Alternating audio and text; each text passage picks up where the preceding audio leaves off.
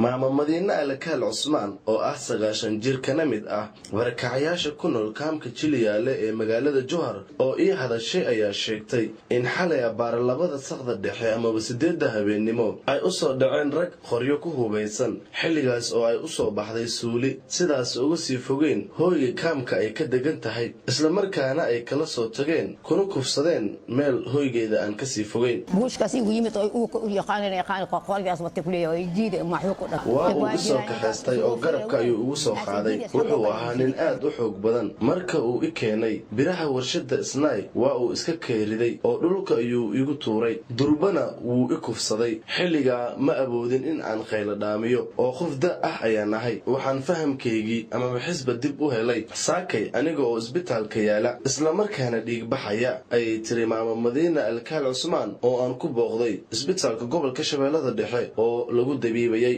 aniga nin qoray wata ay qabtay waa jiido hayay hada u jiiday riga u sii suka dib u sii maxan galay waa yelmiyo way u kul fadhiisay aniga ayaa ii muslim ali hirabti dadka wada jiifa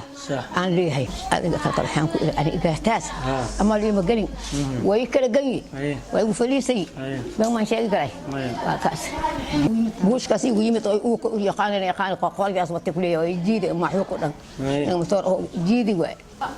waa jiraan kaas usugo feera weyn as jiidas xaqo kale ugu riday ana ku haytaas ana dhaafna umar kara iidiga shalab gabadha ay dhashay maama Madiina oo warbaahinta la hadashay ayaa sharaxday dhacdada foosha xun ee hooyada la kacay waxa ayna sheegtay in saakay 5 subaxnimo ay maamadu ka soo qaadeen goobta uu kufsiga uu ka dhacay hooyaday iyadoo masqul soo aaday asnin qorle inaas qabsaday as kufsadees garab ka saartay markaan maaqna hooyo aan markaan dhahnane waa oo la baxay meel baan u aadnaan waynay oo meel oo washad aas geesti saaka subaxnimo baa laga soo qaaday buushashka u yimid hooyo waxay u soo baxday masqul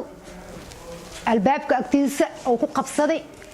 dhab waa afduubi garabka u saar nin qori lahoona aan ku habartii oo daba kacniyo inta uu habeenimo waa la kala meel aan u aadnaan waynay wiil oo iska socday oo garaashkiisa iska furinayo meesha oo la kulmiyo hooyo meeshaan joogtay habartana waxay dhoosaa buushka Jiliyaale laga aan ka imaday dhoosaa hooyadan kaali soo wata saas baan ku soo wadana